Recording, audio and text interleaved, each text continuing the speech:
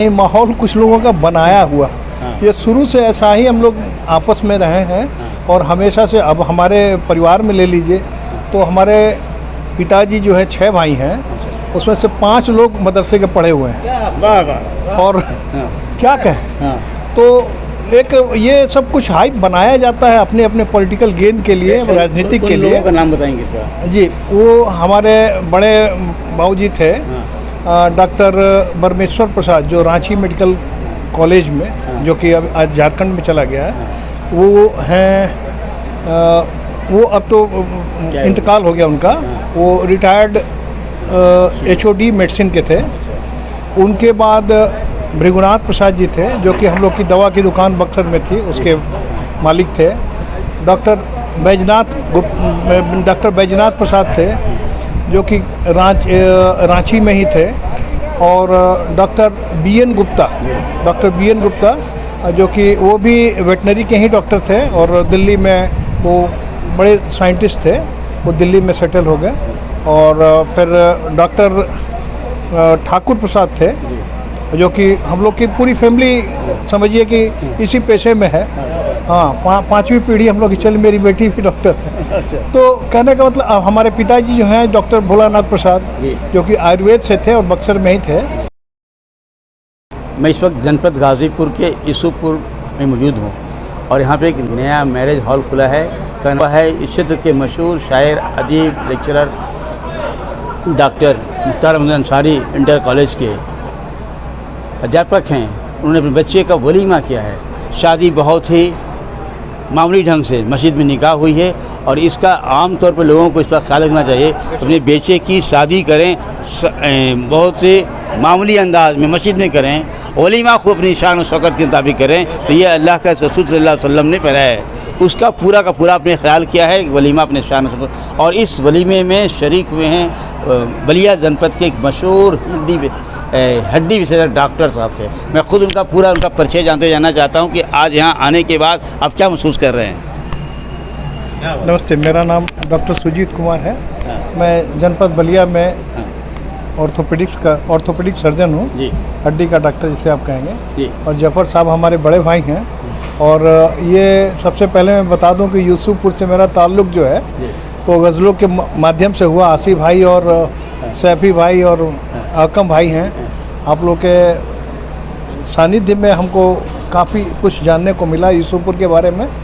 और मैं यहाँ आया हूँ जफ़र साहब के बच्चे के वलीमा में और काफ़ी बढ़िया लगा। काफ़ी लोग खुश हैं और व्यवस्थाएं सब बढ़िया हैं और मैं खुश हूँ।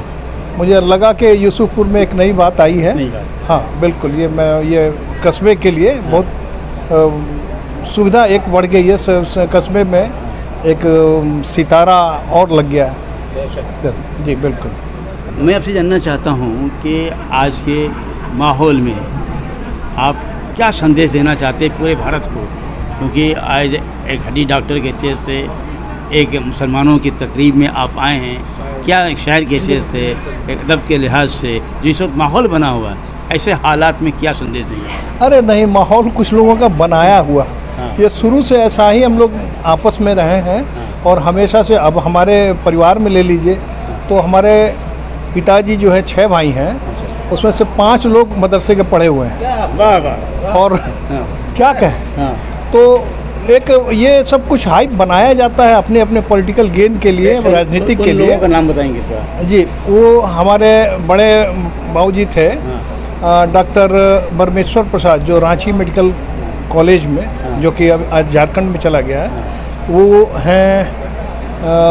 वो अब तो इंतकाल हो गया उनका। वो रिटायर्ड HOD मेडिसिन के थे। उनके बाद भृगुनाथ प्रसाद जी थे, जो कि हम लोग की दवा की दुकान बक्सर में थी, उसके मालिक थे।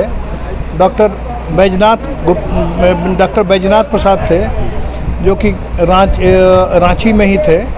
और डॉक्टर BN गुप्ता, जो कि वो भी वेटनरी के ही डॉक्टर थे और दिल्ली में वो बड़े साइंटिस्ट थे, वो दिल्ली में सेटल हो गए। और फिर डॉक्टर ठाकुर प्रसाद थे, जो कि हम लोग की पूरी फैमिली समझिए कि इसी पेशे में है।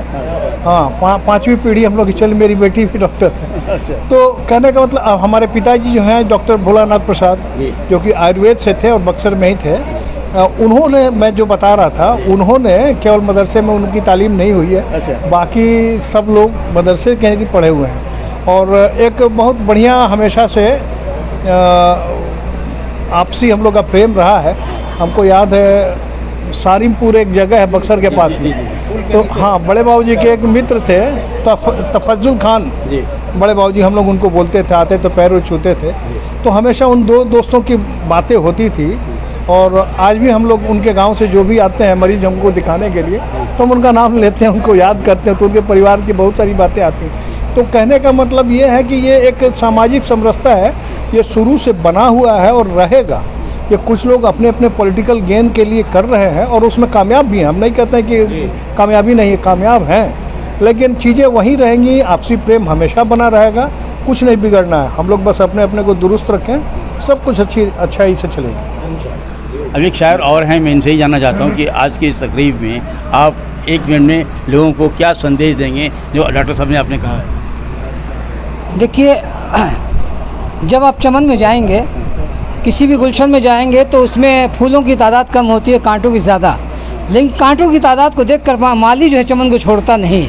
उसी तरह यहाँ की जो है जनता है, चाहे हिंदू, मुस्लिम, सिख, ईसाई, उसमें हर कौम में 2-4 लोग जो है 10-20 अच्छे हैं तो 2-4 लोग गलत भी हैं। तो उन लोगों की वजह से जो है हिंदुस्तान बर्बाद नहीं होगा। आने वाले वक्त में जो है ये और जो सुधार पैदा होगा, और हम लोग की जो मिल्लत है वो कभी ख़त्म होने वाली नहीं है। देखिए, पूरे भारत के लोगों को संदेश दिया है। मदरसा, अरबिक में मदरसा कहा जाता है और अंग्रेजी में स्कूल कहा जाता है, हिंदी में स्कूल कहा जाता है। डॉक्टर राजेंद्र प्रसाद भी उसी मदरसे के तालीम याफ्ता थे, और जितने बहुत बहुत बड़े लोग जो हैं भारत के स्वतंत्रता सेनानी में मदरसे के पढ़े हुए थे। मदरसा उस जगह को कहते हैं जहाँ पे शिक्षा दी जाती है, तालीम दी जाती है। और एक बात आज की मुद्दा बताना चाहता मैं हूँ कि आज के मदरसे में जो मदरसा है, हमारे उत्तर प्रदेश के हाई सेकेंडरी स्कूल में बिना अंग्रेजी और मैथ का बच्चा हाई स्कूल कर सकता है, लेकिन मदरसे का पढ़ा हुआ कोई भी तालीम क्या हुआ, हाई स्कूल जो है मौलवी का इम्तहान पास नहीं कर सकता है इसमें अंग्रेज़ी और मैथ ना हो। तो मैं समझता हूँ कि मदरसा कहीं अच्छा है उन तालीम गाहों से जो आजकल जिसको कहते हैं मदरसा करके बदनाम कर रहे हैं। और जी72 न्यूज़ इस बात को साबित किया है, डॉक्टर साहब जो आज ये साबित कर दिया उन्होंने कि इन तमाम हालात के पैसेंजर भी, इनके ख़ानदान के लोग, इनके बड़े अब्बा लोग उसी मदरसे की तालीम हासिल करने के बाद पूरे भारत की अपनी चिकित्सा, अपने स्वास्थ्य विभाग ने जो खिदमात दिए हैं उस खिदमात को भुलाया नहीं जा सकता है। ये मोहब्बत का पैगाम है। जी72 न्यूज़ के लिए जावेद बिन अली का विशेष रिपोर्ट।